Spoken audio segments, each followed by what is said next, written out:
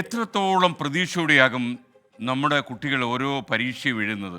ഉറക്കമില്ലാത്ത രാത്രികൾ, എത്രയോ പകലുകൾ അങ്ങനെ കടന്നു പോയിട്ടുണ്ടാവും. ഒരുപാട് അധ്വാനം ചെയ്തിട്ടാണ് അവർ പരീക്ഷ കടക്കുന്നത്.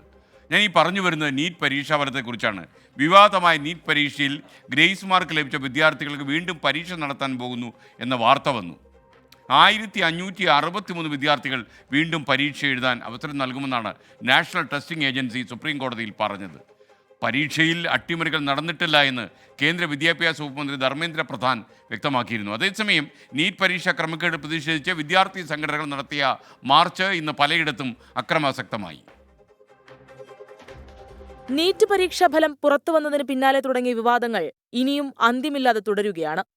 പ്രവേശന പരീക്ഷയിൽ മതിയായ സമയം ലഭിക്കാത്തതിനെ തുടർന്ന് 1563 വിദ്യാർത്ഥികൾക്കാണ് ഗ്രേസ് മാർക്ക് അനുവദിച്ചത്. അധിക മാർക്ക് നൽകിയതിനെ തുടർന്ന് വിദ്യാർത്ഥികൾക്ക് 1-ാം റാങ്ക് ലഭിച്ചതാണ് വിവാദത്തിന് കാരണമായത്. സുപ്രീം കോടതിയിലെ ഹർജിയിൽ NTA സമിതി നൽകിയ റിപ്പോർട്ടിലാണ് അധിക മാർക്ക് ലഭിച്ചവർക്ക് വീണ്ടും പരീക്ഷ നടത്തണമെന്ന് നിർദ്ദേശിച്ചത്.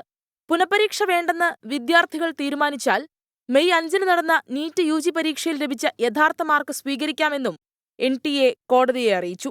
ഈ റിപ്പോർട്ടാണ് സുപ്രീം കോടതി അംഗീകരിച്ചത്. പുനഃപരീക്ഷയുടെ നോട്ടിഫിക്കേഷൻ ഇന്ന് തന്നെ പ്രസിദ്ധീകരിക്കുമെന്നാണ് NTA അറിയിച്ചിരിക്കുന്നത്.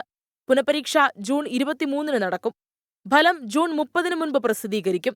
ഈ സാഹചര്യത്തിൽ ജൂലൈ 6-ന് നിശ്ചയിച്ചിരിക്കുന്ന കൗൺസിലിംഗ് നടപടികൾ തടസ്സപ്പെടില്ലെന്നും NTA കോടതിയെ അറിയിച്ചു. പരീക്ഷയിൽ ഏതെങ്കിലും തരത്തിലുള്ള ക്രമക്കേടുകൾ നടന്നിട്ടുണ്ടെങ്കിൽ ശക്തമായ നടപടി സ്വീകരിക്കുമെന്ന് കേന്ദ്ര വിദ്യാഭ്യാസ മന്ത്രി ധർമ്മേന്ദ്ര പ്രധാൻ അറിയിച്ചു. नीट, जेई और CUET इतने बड़े देश में जब 13 लैंग्वेज में एग्जामिनेशन होगा, विश्व के कई देशों में एग्जामिनेशन सेंटर होगी, कई प्रकार के स्टूडेंट्स उसमें पार्टिसिपेट करते हैं. जो घटना हमारे सामने आई, निश्चित रूप में दोषियों को उसमें दंड दिया जाएगा. लेकिन मैं विद्यार्थियों को मुख्यतः और अभिभावकों को आश्वस्त करना चाहूंगा. മുഴുവൻ സമയവും ലഭിച്ചില്ലെന്ന് കാട്ടി മേഘാലയ, ഹരിയാനയിലെ ബഹാദുഗണ്ഡ്, ഛത്തീസ്ഗഡിലെ ദന്തേവാഡ, ബലോദ്, ഗുജറാത്തിലെ സൂറത്ത്, ചണ്ഡീഗഡ് എന്നീ 6 കേന്ദ്രങ്ങളിലെ വിദ്യാർത്ഥികൾ ഹൈക്കോടതിയെ സമീപിച്ചിരുന്നു. ഇത് പരിശോധിക്കാൻ നിയോഗിച്ച സമിതിയുടെ വിലയിരുത്തലിന്റെ അടിസ്ഥാനത്തിലാണ് ഈ കേന്ദ്രങ്ങളിലെ 1563 പേർക്ക് ഗ്രേസ് മാർക്ക് നൽകാൻ തീരുമാനിച്ചത്.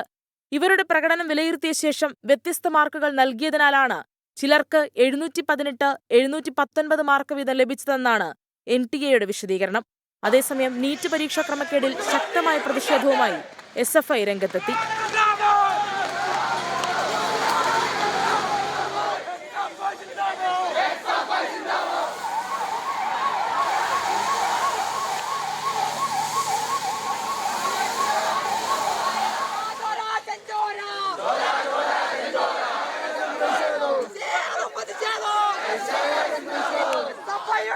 തിരുവനന്തപുരത്തും എറണാകുളത്തും കോഴിക്കോടും പ്രതിഷേധ മാർച്ച് നടത്തി. മാർച്ചുകൾ പലയിടത്തും അക്രമാസക്തമായി. പ്രവർത്തകർക്ക് നേരെ പോലീസ് ജലപീരങ്കിയും ലാത്തിച്ചാർജും നടത്തി.